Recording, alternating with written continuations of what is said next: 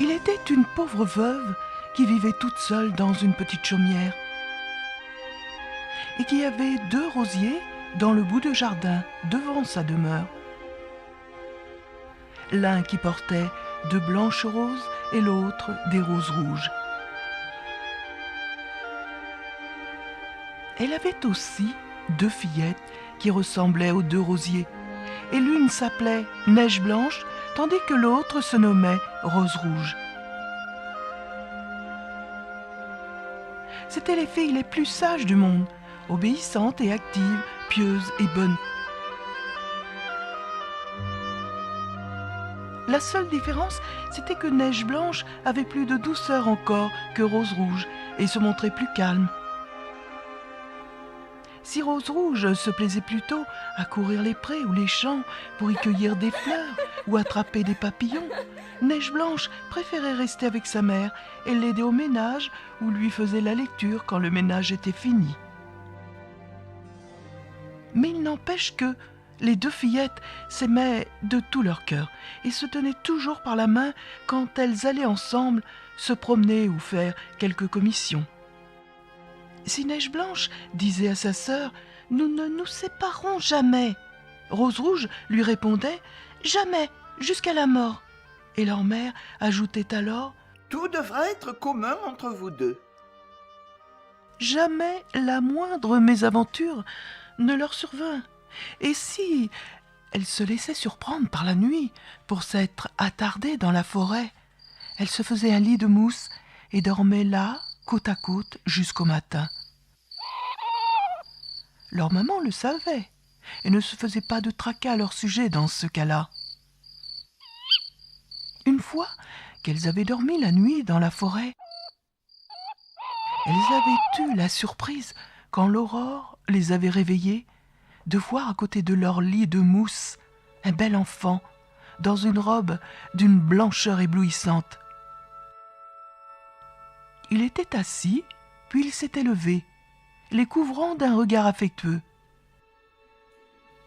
Il s'était éloigné sans prononcer une parole, puis avait disparu dans la forêt. Elles se rendirent compte alors qu'elles avaient dormi tout près d'un précipice et qu'elles y seraient inévitablement tombées avec l'obscurité si elles avaient seulement fait quelques pas de plus. Leur maman leur avait expliqué qu'elles avaient dû voir l'ange gardien qui veille sur les enfants sages.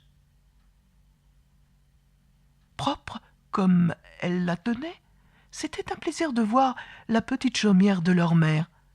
Rose Rouge s'en occupait en été, et elle ne manquait jamais d'apporter au lit de sa mère, chaque jour, avant son réveil, un frais bouquet de fleurs où il y avait toujours une rose de chaque rosier, une blanche et une rouge. En hiver, c'était Neige Blanche qui se levait pour allumer le feu et mettre le chaudron à la crémaillère.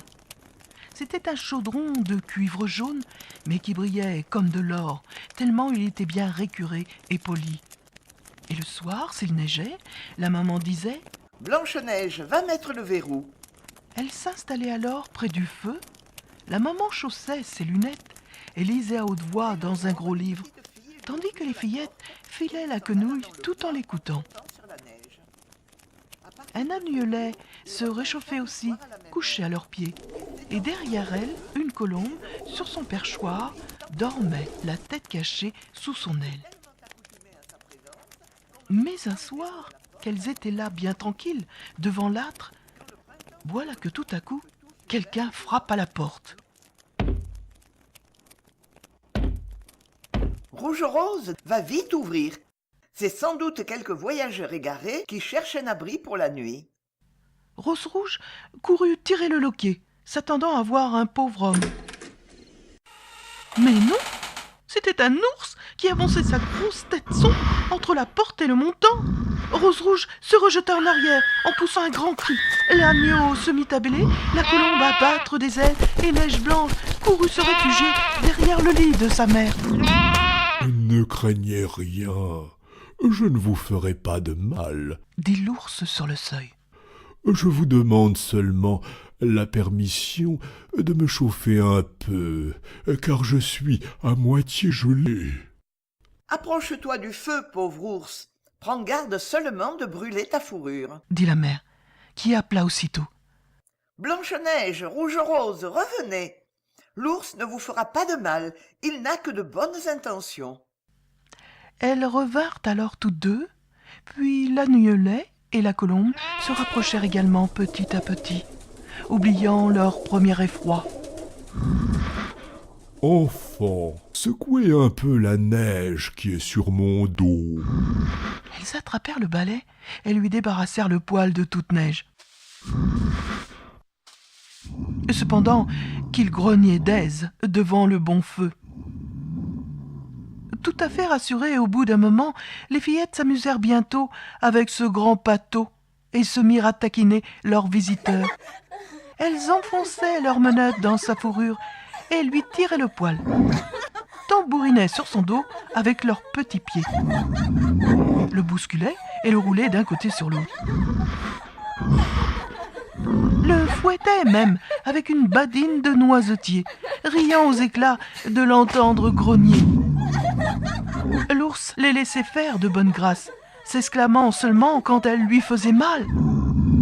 Laissez-moi vivre. Ne tuez pas votre prétendu. Quand ce fut l'heure de dormir, avant d'aller se mettre au lit, la mère offrit à l'ours de rester. Passe la nuit devant le feu. Au moins tu seras à l'abri du froid et du mauvais temps. Il resta donc. Mais le jour blanchissait à peine quand les fillettes le laissèrent partir en lui ouvrant la porte. Et il s'en alla, trottant dans la neige, directement dans la forêt. Et depuis ce jour-là, chaque soir, à la même heure, l'ours revint se coucher près du feu, en laissant les fillettes s'amuser avec lui autant qu'il leur plaisait. On s'habitua même si bien lui dans la chaumière que le verrou n'était jamais tiré avant la venue tardive du noir compère.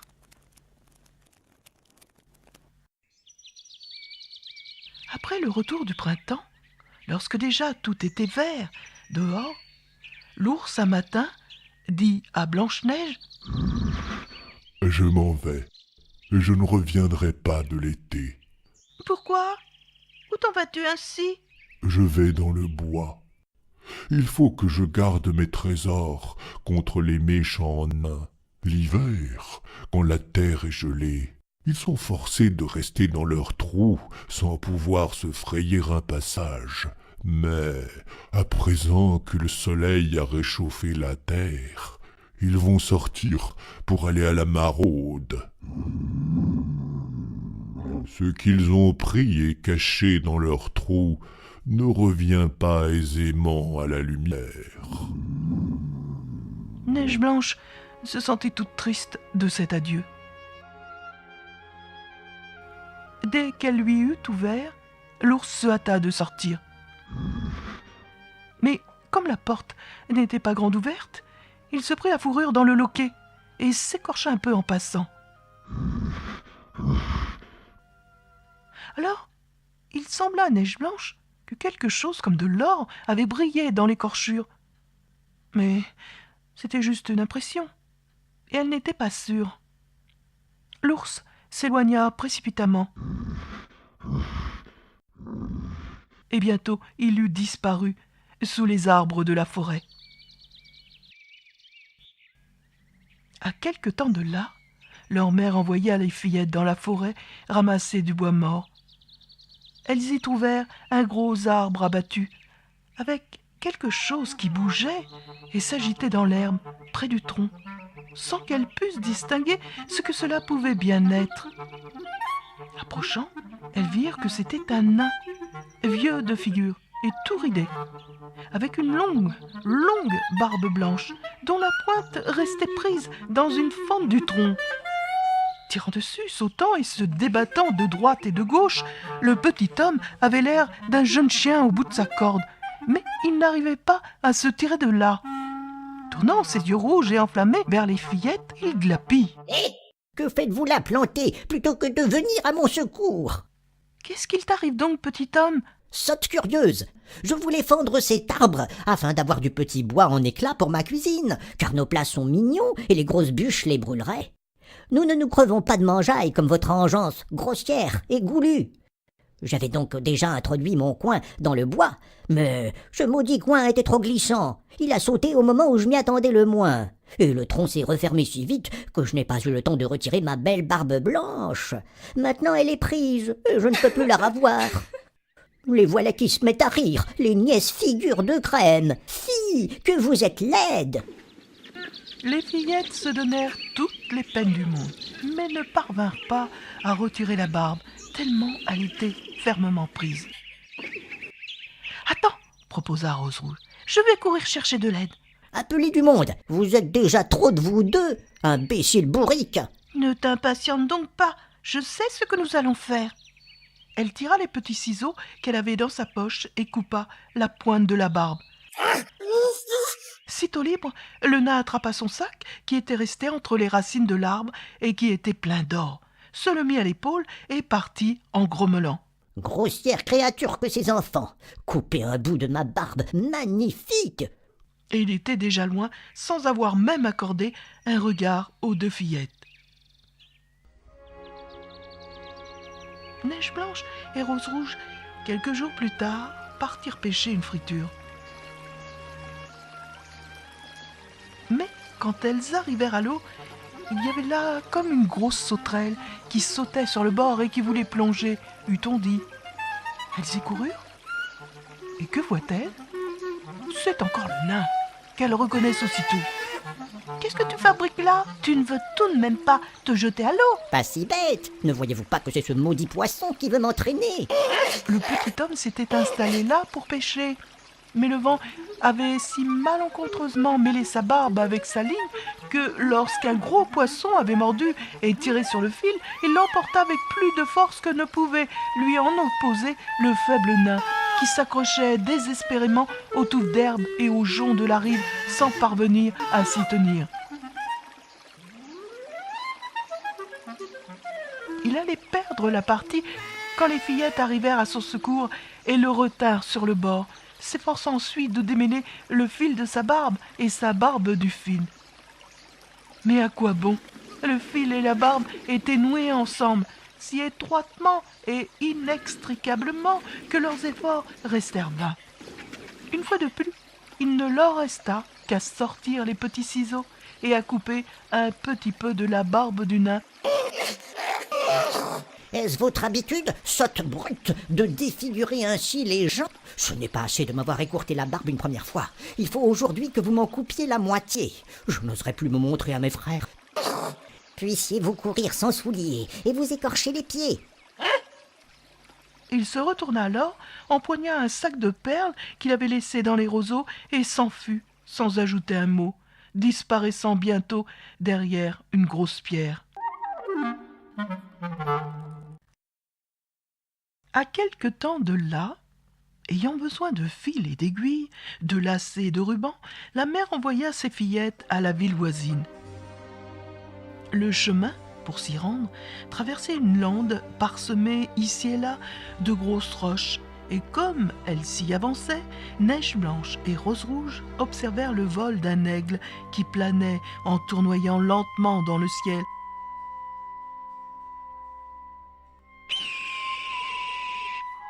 Et qui finalement fondit soudain et disparut derrière un rocher tout proche d'elles. Au même instant, elles entendirent un hurlement partir de là et des gémissements pitoyables. Elles y coururent et virent, non sans effroi, que l'aigle s'était précipité sur leur vieille connaissance, le nain qu'il s'apprêtait à enlever. N'écoutant que leur bon cœur, les fillettes s'accrochèrent au petit homme et le retinrent de toute leur force, avec une telle obstination que l'aigle, à la fin, lâcha sa proie et repartit dans les hauteurs. À peine revenu de sa première épouvante, le nain se mit à glapir. Ne pouviez-vous pas vous y prendre un peu moins rudement? Vous avez si bien tiré sur ma pauvre robe qu'elle est maintenant en lambeaux, petite rustre maladroite que vous êtes. Et reprenant son sac, qui était plein de pierres précieuses, il disparut sous le rocher et regagna son antre souterrain. Habituées à son ingratitude, les fillettes poursuivirent leur chemin et s'en allèrent à la ville faire leurs achats. Au retour, quand elles passèrent de nouveau sur la lande, elles tombèrent par surprise sur le nain, qui avait étalé devant lui, sur une petite plateforme bien nette, les pierres précieuses de son sac. Car il ne pensait pas que quelqu'un pût passer encore par là, à une heure aussi tardive. Dans la lumière du couchant, les gemmes étincelaient et jetaient mille feux de toutes les couleurs, rayonnaient avec un éclat si magnifique que les fillères restèrent clouées sur place par l'admiration. « Pourquoi restez-vous là, à bâiller aux corneilles ?» glapit le nain si furieusement que son visage d'ordinaire gris de cendre en était vermillon. Sa bouche se tordait déjà pour cracher de nouvelles injures, quand soudain, avec un grognement puissant, un ours noir sortit de la forêt et arriva sur eux d'un trot rapide. Ce fut si vite fait que le nain, qui avait déjà bondé dans sa frayeur et qui voulait s'enfuir, n'eut pas le temps de regagner son trou. L'ours était déjà là, devant lui, et lui coupait la retraite. Affolé de terreur, le cœur glacé par le désespoir, le nain le supplia. « Cher seigneur ours, épargnez-moi, et je vous donnerai tous mes trésors, tous ces joyaux que vous voyez devant vous. Accordez-moi la vie. Que gagneriez-vous à tuer un misérable nain comme moi? Vous ne me sentiriez pas sous vos dents. Prenez plutôt ces deux maudites petites filles. Ce sont deux morceaux gras comme des cailles. Croquez-les, au nom de Dieu. » L'ours ne prêta pas la moindre attention à ces paroles et écrasa le mauvais petit être d'un seul coup de patte, le laissant raide mort. Les fillettes avaient pris leurs jambes à leur cou, mais l'ours les appela. « Blanche-Neige, Rouge-Rose, n'ayez pas peur, attendez-moi !» Reconnaissant sa voix, elles s'arrêtèrent dans leur fuite, et l'ours arriva. Mais dès qu'il les eut rejointes, il perdit d'un seul coup sa peau d'ours, et elles eurent devant elles un beau jeune homme tout d'or vêtu. « Je suis prince. Cet infâme nain m'avait changé en ours, après m'avoir volé mes trésors. Il m'avait condamné à courir les bois sous cette forme, et je ne pouvais être délivré que par sa mort. Maintenant, il a reçu le prix de sa méchanceté. »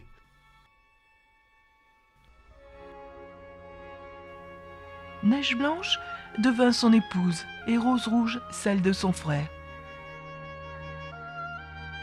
Quant au trésor immense que le nain avait accumulé dans son antre, ils se les partagèrent. Et la vieille maman vécut encore de longues et heureuses années de paix avec ses deux filles qu'elle était venue rejoindre.